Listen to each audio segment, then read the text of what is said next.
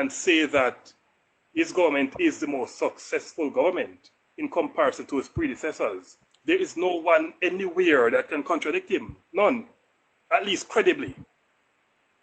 There's no one that can contradict him and do so credibly. Because yes, that's just a fact, neighbor, that this current Labour Party administration is the most consequential government we have had in our history. That's just a fact.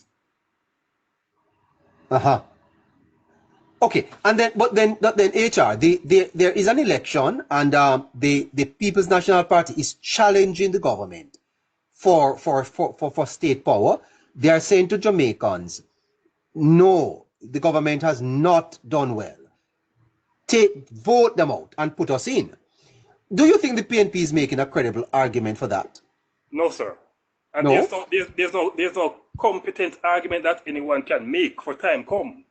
There's no competent or credible argument for time come. Not when you have a government like this that is not just going to the electorate to say, vote for us for the sake of state power.